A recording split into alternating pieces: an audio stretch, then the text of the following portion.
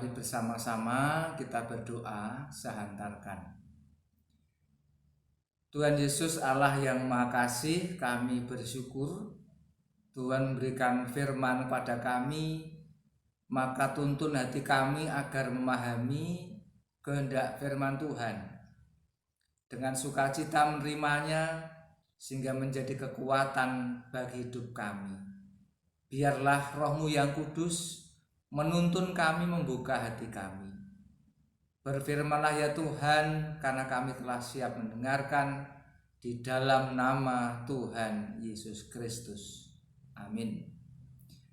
Saudara yang dikasihi Yesus Kristus, firman Tuhan bacaan Injil pada hari ini akan saya bacakan dari Injil Yohanes pasal 17 ayat 1 sampai 11. Demikian bunyi sabda firman Tuhan. Demikianlah kata Yesus. Lalu ia menengadah ke langit dan berkata, Bapa, telah tiba saatnya, dipermuliakanlah anakmu, supaya anakmu mempermuliakan engkau. Sama seperti engkau telah memberikan kepadanya kuasa atas segala yang hidup, demikian pula ia akan memberikan hidup yang kekal kepada semua yang telah engkau berikan kepadanya. Inilah hidup yang kekal itu, yaitu bahwa mereka mengenal engkau satu-satunya Allah yang benar, dan mengenal Yesus Kristus yang telah engkau utus. Aku telah mempermuliakan engkau di bumi dengan jalan menyelesaikan pekerjaan yang engkau berikan kepadaku untuk melakukannya. Oleh sebab itu, ya Bapa, dipermuliakanlah aku padamu sendiri dengan kemuliaan yang kumiliki di hadirat-Mu sebelum dunia ada. Aku telah menyatakan namamu kepada semua orang yang engkau berikan kepadaku dari dunia. Mereka itu milik-Mu dan engkau telah memberikan mereka kepadaku dan mereka telah menuruti firman-Mu. Sekarang mereka tahu bahwa semua yang engkau berikan kepadaku itu berasal daripadamu. Sebab segala firman yang engkau sampaikan kepadaku telah kusampaikan kepada mereka, dan mereka telah menerimanya.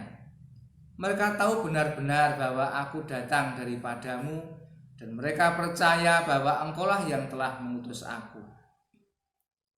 Aku berdoa untuk mereka. Bukan untuk dunia aku berdoa, tetapi untuk mereka yang telah engkau berikan kepadaku, sebab mereka adalah milik-Mu. Dan segala milik-Ku adalah milik-Mu, dan milik-Mu adalah milik-Ku, dan aku telah dipermuliakan di dalam mereka. Dan aku tidak ada lagi di dalam dunia, tetapi mereka masih ada di dalam dunia. Dan aku datang kepadamu ya Bapa yang kudus, peliharalah mereka dalam namamu, yaitu namamu yang telah engkau berikan kepadaku, supaya mereka menjadi satu sama seperti kita. Demikianlah bunyi sabda firman Tuhan. Yang berbahagia ialah mereka yang mendengarkan sabda firman Tuhan dan yang memeliharanya. Haleluya. Saudara yang dikasihi Yesus Kristus, tema renungan khotbah hari ini adalah nafas hidup. Nafas hidup, nafas yang menjadi kehidupan. Dalam hal ini konteks kita adalah doa Yesus untuk murid-muridnya. Tentu Bapak Ibu dan saudara-saudara sudah pernah mendengar bahwa doa itu adalah nafasnya orang percaya, nafasnya orang beriman. Jadi artinya kalau orang tidak berdoa, ya tidak bernafas. Sehingga kalau tidak bernafas berarti ya mati. Jadi orang yang tidak berdoa sebagai orang percaya itu seperti orang bernafas, maka dia akan mati. Jadi betapa penting arti doa dalam hidup kita. Sebab doa itu tidak sekedar berhubungan, berbicara, berkomunikasi dengan Tuhan, tetapi juga dalam doa itu menggambarkan relasi yang hangat antara manusia, antara kita umat dengan Allah. Nah, belajar dari doa Yesus Kristus untuk murid-muridnya, ada dua bagian penting yang hendak saya katakan. Yang pertama itu ayat 1 sampai 9 itu berisi tentang pemujaan Yesus kepada Allah Bapa, yaitu memuliakan keagungan kebesaran namanya. Nah, ini sangat penting dalam kita berdoa, sebab doa itu mestinya tidak hanya langsung berisi permintaan, tapi memuja. Sebab apa? Allah yang kita jadikan alamat doa itu adalah Allah yang Maha Mulia, Maha Kudus, Maha Agung. Maka memang harus diliputi dengan jiwa yang memuja, hati yang bersyukur. Ya, idealnya ini ibarat orang itu mau ngomong sesuatu, meminta sesuatu, ya etikanya tentu tidak langsung to the point ya, tapi ya harus perlahan-lahan, harus sesuai etika. Nah, ini tidak sekedar kemudian sesuai etika, tapi karena doa itu memang berkomunikasi, harus ada pengakuan bahwa Allah itu yang maha kuasa, yang patut dipuja, Allah yang memiliki semuanya. Maka di ayat 1 sampai 9 itu lebih berisi pada bagaimana Yesus memuja Sang Bapa, memuliakan Sang Bapa, dan dia diutus untuk menaati firman-Nya. Nah, bagaimana dengan doa Bapak Ibu dan Saudara? Apakah langsung biasanya to the point atau harusnya diisi dengan pemujaan dulu, mengakui kebesaran Tuhan, mengucap syukur, baru kemudian meminta. Nah, isi doa yang kedua, yang prinsip kedua adalah ayat 9 sampai 11. Di mana di situ ada dua permohonan doa Yesus untuk para murid-muridnya. Yaitu yang pertama adalah agar Allah berkenan memelihara mereka. Di ayat 11, peliharalah mereka dalam namamu, yaitu namamu yang telah Engkau berikan kepadaku. Jadi dalam doa ini sebelum Yesus itu akan meninggalkan para murid, dia berdoa agar memelihara mereka, para murid. Nah, kata memelihara berarti ya memperhatikan kebutuhannya, mencukupi segala kebutuhannya baik rohani maupun jasmani. Ini agar kemudian setelah mereka ditinggalkan Yesus tidak tercerai-berai, tidak merasa kesulitan, tapi dipelihara. Jadi ini kepastian iman pada kita semua bahwa Allah meninggalkan kita ke surga ketika kita memperingati Yesus naik ke surga itu dalam kondisi kita dipelihara. Nah, kata dipelihara itu berarti ya diperhatikan seutuhnya, secukupnya, bahkan sempurna. Jadi tidak ada alasan bagi para murid kemudian hidup itu kemudian merasa khawatir, merasa putus asa, merasa ditinggalkan, merasa tidak diopeni bahasa Jawa ya, tapi dipelihara. Jadi bagi orang percaya mestinya ini menjadi kekuatan dalam menghadapi segala hal, sebab Allah memelihara. Nah, namanya pemeliharaan Allah itu tentu tidak satu pintu, tapi dia sempurna memperhatikan. Seperti misalnya pada saat ini ya, di masa pandemi corona ini tentu semua kena dampak. Ya, entah dampak ekonomi, dampak psikologi atau yang lain. Tetapi di dalam doa Yesus, dia mohon pada Bapaknya agar memelihara mereka. Jadi mestinya kita tidak menjadi khawatir selama kita kemudian mau bergerak, mau aktif, mau berusaha, karena pemeliharaan Allah itu tetap terus berlangsung.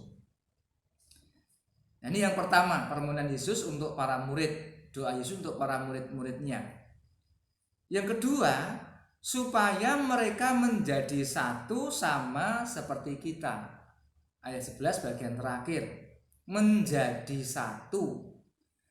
Nah, pertanyaannya kenapa Yesus kok awal sekali sudah mendoakan mereka agar tetap menjadi satu?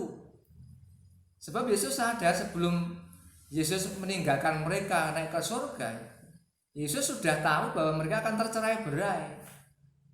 Ya, mereka akan terpisah-pisah, bahkan tidak hanya secara fisik tapi bahkan secara pandangan hidup akan terpecah-pecah oleh karena pemahaman dan sebagainya. Maka Yesus berdoa agar mereka tetap menjadi satu.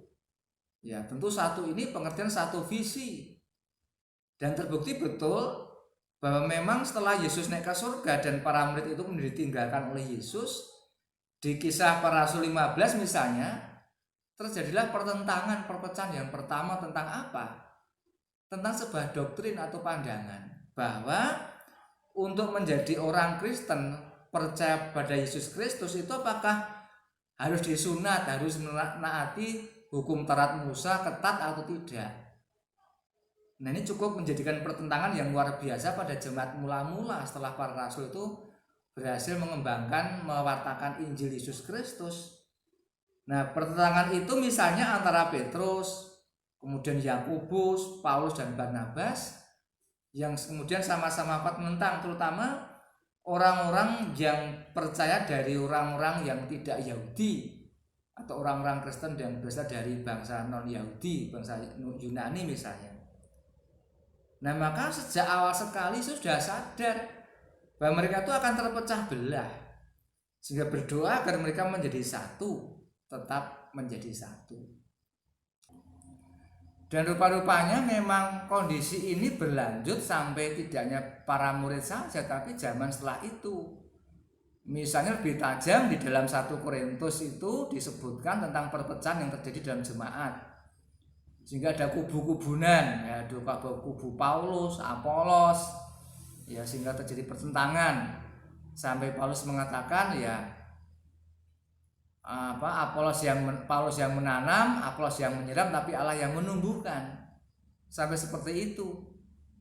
Maka kalau sampai sekarang dalam sejarah perkembangan gereja terjadilah berbagai denominasi, perpecahan sana sini, itu sebuah konsekuensi dari kepelbagian yang ada, dan itu sudah pernah dijadikan keprihatinan concern oleh Yesus Kristus ketika dia berdoa pada para murid. Jadi kalau sampai sekarang dalam gereja pun terjadi banyak pertentangan, banyak perseteruan, itu sudah sesuatu yang wajar. Itu sudah disadari, dinubuatkan oleh Yesus Kristus. Nah, sekarang persoalannya kita mau apa? Tentu kalau menyatu secara organisasi ya tidak mungkin karena ada banyak kesulitan. Nah, kalau begitu satu apa? Satu visi, satu misi, satu tujuan, ya, satu pengharapan di dalam Tuhan. Berdasarkan apa? Kehendak firman Tuhan. Inilah dua doa yang penting yang diberikan oleh Yesus Kristus kepada para murid. Nah, tentu perlu kita teladani. Teladan pertama apa? Bahwa dalam doa itu seringkali orang menjadi egois, yaitu hanya memikirkan dirinya sendiri. Maka dalam doa kita juga sering diajar tentang adanya perlunya doa syafaat, mendoakan, memohon berkat untuk orang lain, itu inti syafaat, baik untuk orang lain pribadi, untuk orang yang lebih umum, misalnya pemimpin atau pada bangsa dan negara. Ini syafaat. Nah, itu diajarkan kepada kita agar kita tidak egois, hanya memikirkan diri sendiri, tapi meluangkan waktu, meluangkan tenaga, pikiran untuk mendoakan orang lain. Ya, walaupun orang yang kita doakan tidak peduli, ya, bahkan tidak pernah menginginkan didoakan, tapi karena ini ada sebuah mentalitas, sebuah spiritualitas, tetap harus mendoakan mereka, ya, walaupun mereka tidak peduli. Nah, yang kedua, Yesus mengajarkan pada kita agar dalam doa itu tetap mengarah pada kehendak Bapa yang harus menjadi satu, agar terus seturut dengan kehendak firman Tuhan menjadi satu. Sebab apa? Ya, tidak hanya para murid, sampai sekarang pun kita tergoda untuk hidup mendua, membelah, terpecah-pecah, baik dalam visi, kehendak dan sebagainya. Maka doa ini mestinya tidak hanya menjadi satu model doa, tapi menjadi satu motivasi, tekad agar tetap menjadi satu. Nah, biarlah dengan dua teladan ini kita menjadikan semuanya. Amin.